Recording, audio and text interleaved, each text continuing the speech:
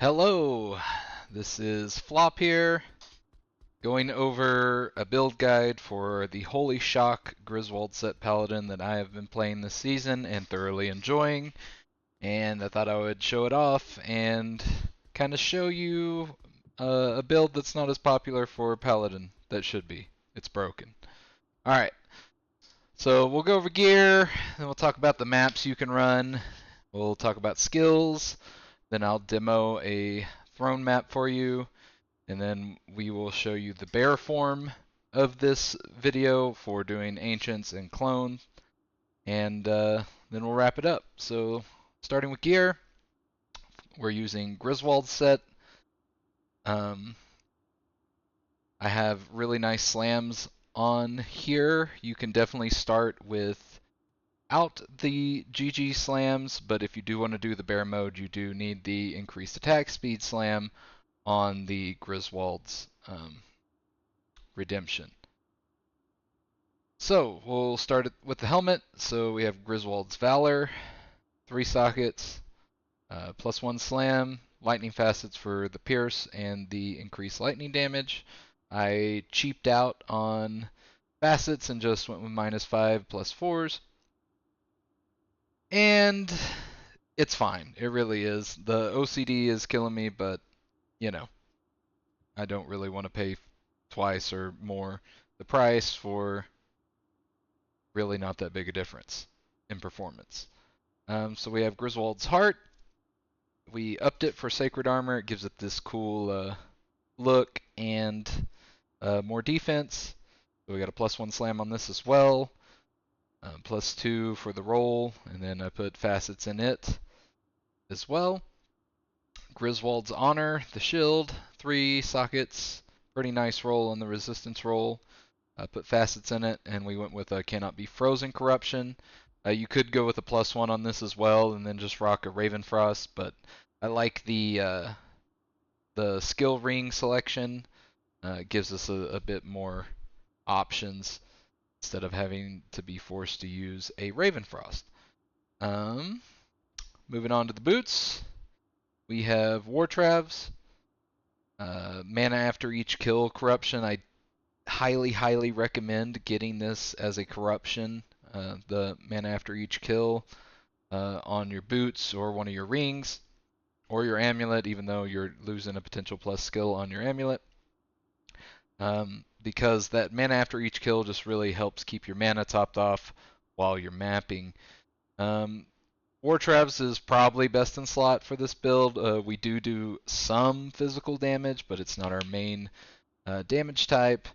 But it is also a good opportunity to get some magic find in the build, even though I'm not a huge magic find stacker for my mapping builds in general. Moving on, so we showed the BK ring. Stone of Jordan also works. Should be noted, Stone of Jordan has flat lightning damage on it, which would actually increase our damage quite a bit, but I like BKs for the extra life. And I also found this nice one with a fast run walk slam.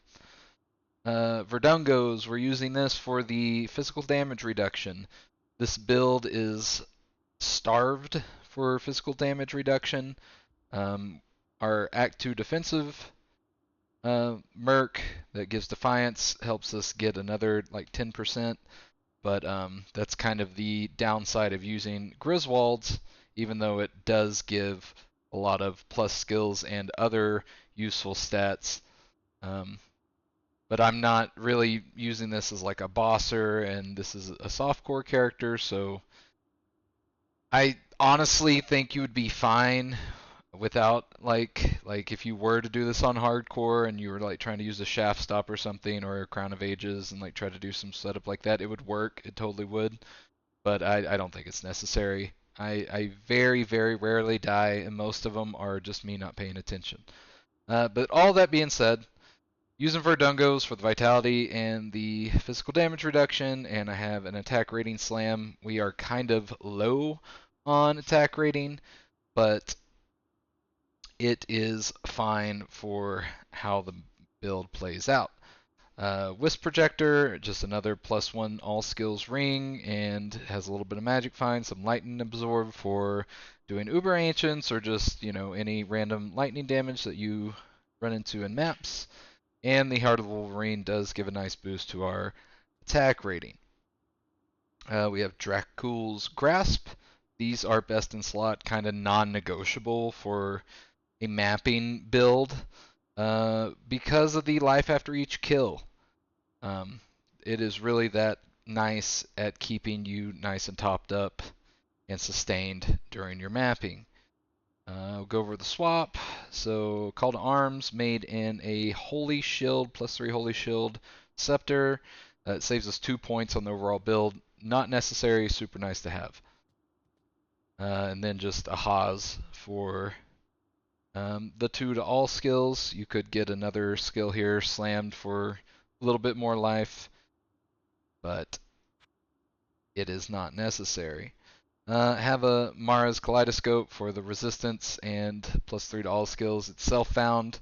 Other options would include, you could do just like a 3 offensive aura, blue amulet, or Seraph's Hymn, the Paladin amulet. Those are totally viable options as well. But I self-found this, and it's nice to have. Let's go over inventory.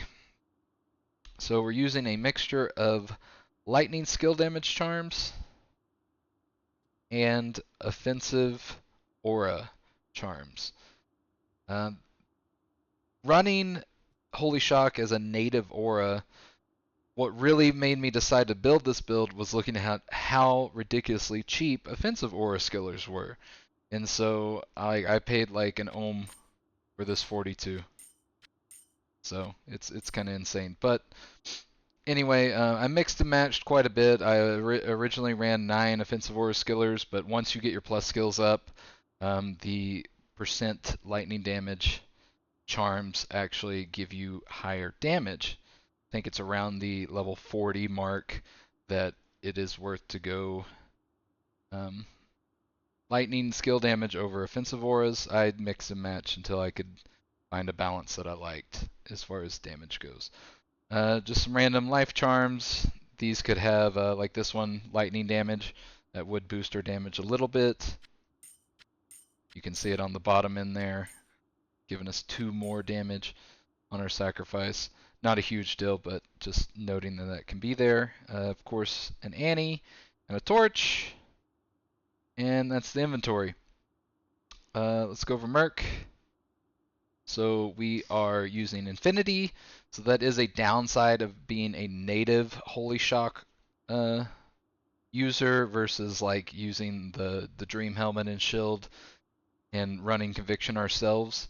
You do need an Infinity to really boost your clear speed, but it's not that big a deal, and the build can totally be played without Infinity, so don't look at my Merc and be like, holy shit, I need a 20 high rune Merc. You don't to start off. You could use a Storm Spire or a Pus Spitter Act 1 Merc, but Infinity is best in slot as far as just making sure all your enemies have lower defenses for your hit chance and lower lightning resistance for your damage output. Ferocity and Innocence. I had these laying around from previous build I did. They're totally 100% not required to play this build. But if you have them or you want to go this route, the Taunt on striking is very nice, and the Innocence just kind of ensures that happens. So the Taunt like pulls all the monsters in on your Merc, and it gives you just like an extra layer of defense, and it kind of makes them a bit more balled up for the sacrifice procs. Again, totally not necessary. Nice to have though if you want to go that route. Lava Gouts, this is a flex spot. I just use these for the enchant, which gives us a bit more AR. Verdungos, just keep them alive, and Merman Sprockets, just because I had them laying around. You can literally put anything in this slot, it does not matter. So, that is the gear. Let's talk about stats real quick. Enough strength to wear your gear.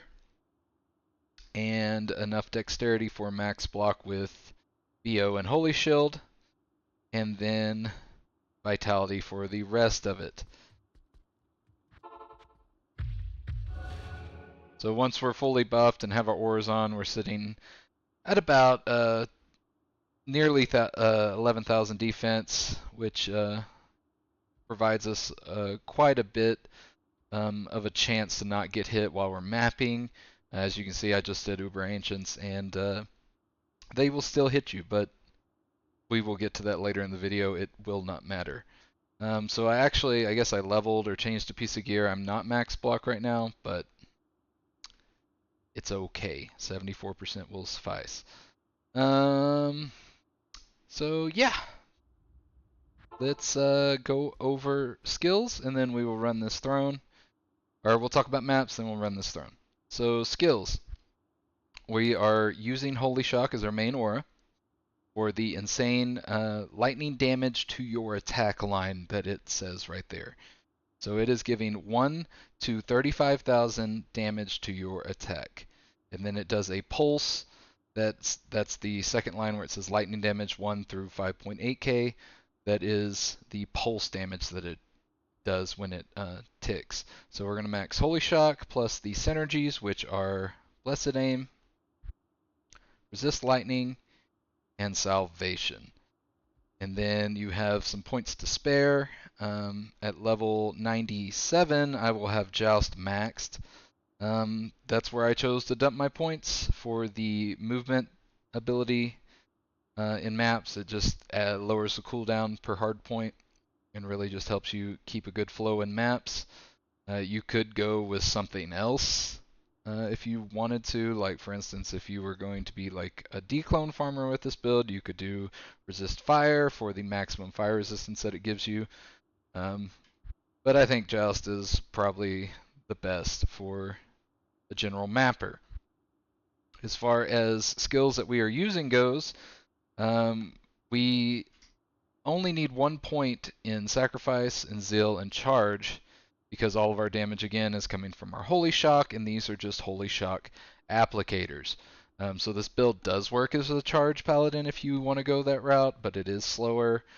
Zeal is mainly just single target. We use it for map bosses, or you could use charge. They kind of do about the same damage. But we're going to use Sacrifice as our main mapping ability for its AoE. So let me just break down Sacrifice real quick. How Sacrifice works is you smack them with Sacrifice, and it kind of puts a debuff on them. And then if they die with that debuff on them, the damage over their health total, that's the overkill damage, plus 5% of their life, is going to do an explosion in an AoE that is half physical and half magical. So you'll see when I'm going through our map list that we can do, I just chose the ones that have low lightning resistance, but you can totally do immunity maps, and it's fine as long as you don't smack them. You smack stuff around them and let the AoE carry the physical and magic damage to them and kill them. So Sacrifice is great, and we will show you what that does here in a sec. So going over maps, Tier 1, Shadows of Westmarch. It's probably the fastest Tier 1 we can do. I personally just don't like the map, but it is a super fast one. Good map for us to do. Horizons. The Decrepify is annoying, but it is a nice lane style map, which is what this build kind of wants to focus. It wants to do tight lanes, high density, so you get real nice Sacrifice procs, and you always have a monster to joust to. So Horizon fits the bill for that, and the ghosts on there are nice for finding runes and stuff like that. Royal Crypts is another nice map. The rooms are a little bit wider on this map, but it totally is a nice map to do on this build. So shout out for that. Tier 2s. Bastion Keep is our best Tier 2 map. It is a little annoying to like path through, but once you kind of hit a good rotation on it, you can bust these out really, really fast. I do these mainly because I can do Uber Ancients really easy on this build, and you know, tier 2 sigils are very hard to get, and so I run a bunch of these maps hunting those sigils, and it's just a nice map for our build. Shout out to Lost Temple as well. The rooms are a bit bigger, but it's still kind of a smaller lane style map. Pretty good map for us to do. And then River of Blood, kind of the same thing with Horizon. The Decrepify is annoying, but it's a fine map to do.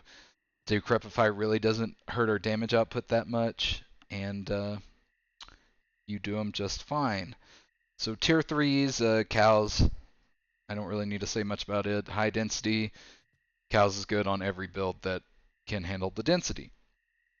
Canyon, underrated map. It's a really fast, like tight lane map.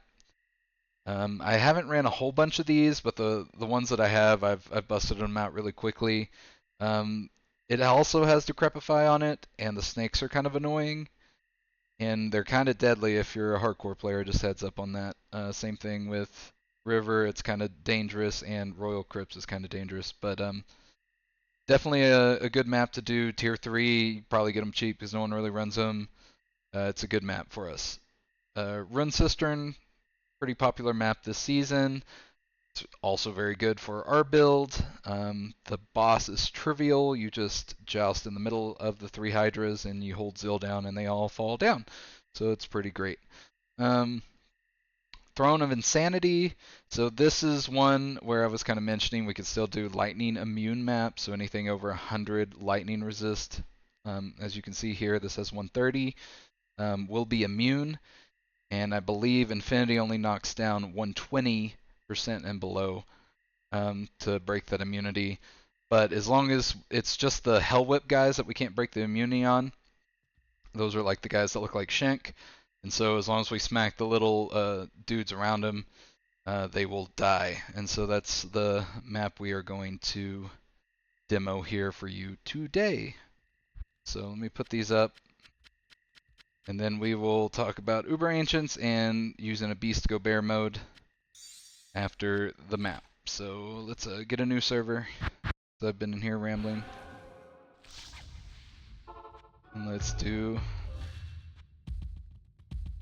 a run. So you just joust in the middle and you smack. So see, these Hell Whip guys are lightning immune. And so if we hit next to them instead of at them, the sacrifice damage will carry to them and kill them.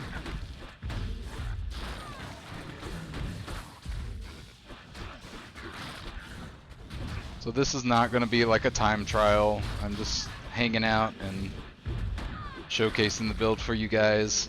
I'm also, I worked all last night and took a few hour nap to switch back over to day shift, and I'm not in the right mindset to be a giga speed clearing time trial guy. So anyway, that being said, you're going to use charge to kind of be your in between your jousts. Just keep a good pace during your map.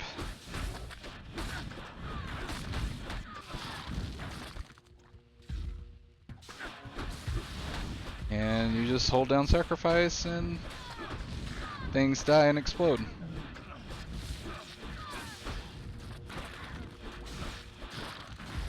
So the DPS meter over here is saying a really high number. And it's probably true, but it's also taken into account the sacrifice explosions.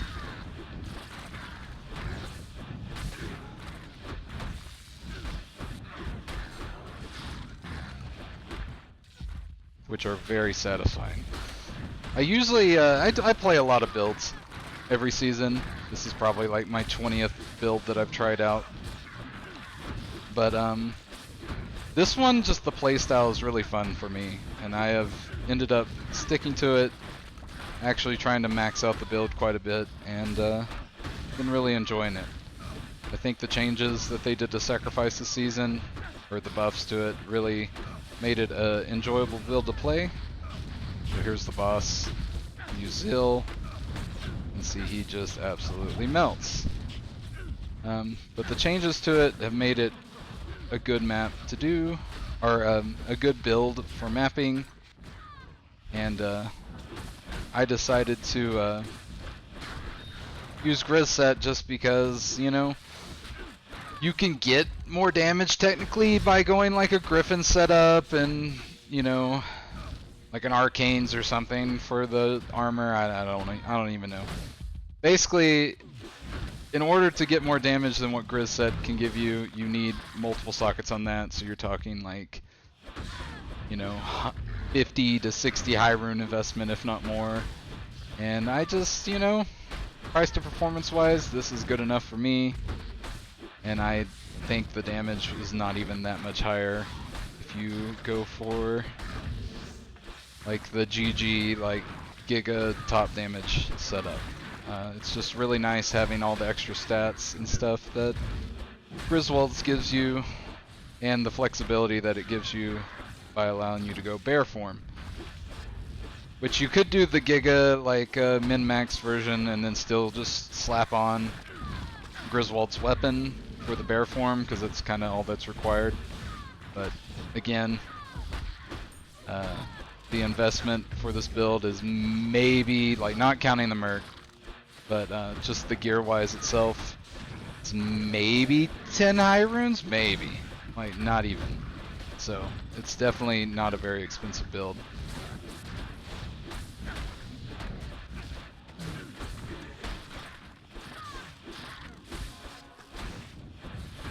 And that's to get it to the level that you saw here with all the +1 slams and facets. If you buy just random ass lightning facets, I think you can get them for a few WSS a piece, and you can definitely get some like starter Grizz pieces with random slams for free / few WSS a piece. So you can have a build that is nearly as good as this for probably less than like 1 to 2 high rune investment.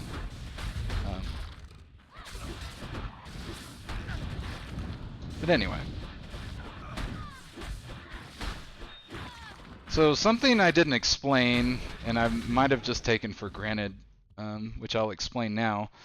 So I have the show loot button from old Diablo on my spacebar. And when you hold space, it makes their name disappear while you're doing the show item thing. And what's good about that is you don't name lock. And so how I'm playing here is I just joust and hold right click, and it is going to sacrifice on the nearest target. Versus if you try to like name lock it, it's gonna like if you're not being giga like accurate with your clicks, it's gonna like walk to that monster that you're clicking on and then attack them. Versus where if you just hold space or show items, alt by default, it'll just sacrifice on the nearest enemy. And then like say you joust in next to an immune, you just kind of turn your character and he'll hit someone else instead. So that's why I'm holding that down and not name locking, if you were curious.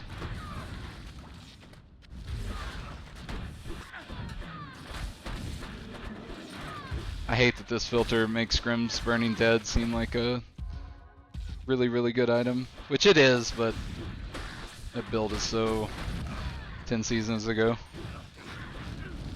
If they nerf Demon Machine though, definitely we'll see a resurgence of the Mages build. So anyway, that's a throne clear, super casual, not sweaty, skipped a room, whatever. But throne clear in sub 6 minutes. You can do it a lot sweatier than that and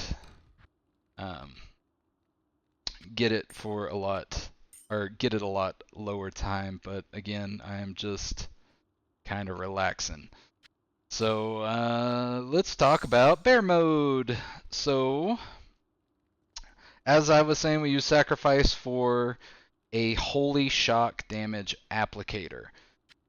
Well, if you go bear mode and you have at least 145 increased attack speed on your weapon, or a caduceus, because attack speed frames are based on the weapon speed, you get maximum frames for bear. And so we can use bear and get a 3-frame attack, and it is a giga-fast single target holy shock applicator. So you just like go up to enemies and you hold down right click, wave your arms aggressively, and they die. So the best application for this is doing, like I said, Uber Ancients or like Declone. I've done tier 0, no problem. Didn't even have to cap out fire resistance because the damage was so high it literally just phased him instantly. I've tried tier 1. I've yet to successfully take it down. But I've been practicing, and maybe I'll get a video of that later on. But we'll do an Uber Ancients real quick to kind of showcase what that looks like. Like I was saying, you get high lightning resistance due to maxing lightning res as a resist lightning as a synergy. And so it really helps with Uber Ancients because Madawak here, he does a shitload of lightning damage. So anyway, so you just do your BO, cast Holy Shield. You can't cast Holy Shield in bear form, so you want to do all that prior to going bear. Go bear, put your Grizz set back on, and then you just bear slap the ever living fuck out of these guys. So does them really quick. Sometimes you don't even have to pot. Yeah, see, I didn't even have to pot that run. Then you loot, and GG, go next. Super, super nice for doing Uber Ancients. And again, the only requirements for that is a beast and 145 increased attack speed. So you can totally make an Uber Ancients farmer out of a Holy Shock Paladin with minimal setup. And you can, I will note, you can do it without going bear form. Like if you're trying to pull it off early ladder, and it totally still works, just using charge or zeal. It just won't go as fast, and you might die sometimes, and your merc might die, and it's just bear form is way better at quickly taking them down. So anyway, we'll where's that amulet at? Take a look. Ah, another Nokazan. So hope you enjoyed the video. Hope you learned something. If you have any questions, you can always leave a comment here on YouTube, and I'll check it periodically and get back to you. Or you can just @ me at the PD2 Discord. Just say @flop, and you should find me. Ask away, and I will try to get some answers to you. So, like I said, hope you enjoy the video, and we'll see you next time. Peace.